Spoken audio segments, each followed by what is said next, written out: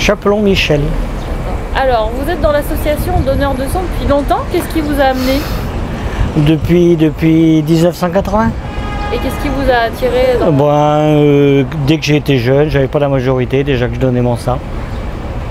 Oui, parce que la majorité était à 21 ans et on pouvait donner son sang à partir de 18 ans. Alors j'ai donné mon sang à partir de 18 ans.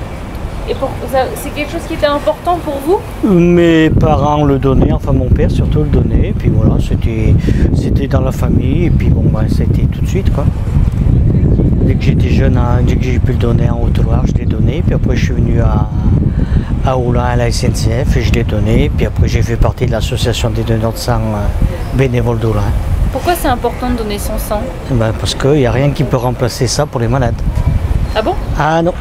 Il y a un docteur un docteur français qui a trouvé à fabriquer des globules rouges, mais en quantité tellement infime qu'il en faudrait je sais pas combien de temps pour faire l'équivalent que donne un donneur, quoi. Qu'est-ce que vous dites aux donneurs potentiels pour les convaincre de donner? Qu'un jour ou l'autre ils peuvent en avoir besoin, que quelqu'un dans leur famille peut en avoir besoin, et puis que c'est un geste qui est bénin quoi. On donne son sang, ça dure 10 minutes pour donner ses 480 ml de sang, c'est pas long quoi. D'accord. Une fois tous les 2 mois, toutes les 8 semaines, c'est ça. Et être bénévole dans cette association, ça implique quoi? Ça vous prend beaucoup de temps?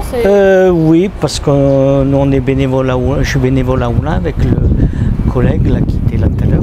Et on a 5 collectes à organiser par an, 5 collectes de 2 jours. Alors il faut aller voir les fournisseurs pour la collation, il faut faire les collectes d'Oulin, il faut mettre les affiches, les banderoles, faire la retape, voilà. Et puis, puis après, il y a les 2 jours de collecte complet de 8 h du matin jusqu'à 21 h du soir, quoi. Des journées comme aujourd'hui, ça représente beaucoup de gens. Il y a beaucoup de bénévoles, il y a beaucoup de donneurs. Il y a beaucoup de donneurs, oui, certainement, parce que là, à Gerland, on était à Gerland depuis ce matin, et ça a fermé à 15 h.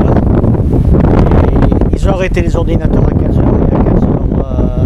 À 16 h30, il y avait encore du monde qui n'était pas parti, quoi, qui n'avait pas mangé encore, qui sortait juste de la piqûre, 1 h 30 après la fermeture.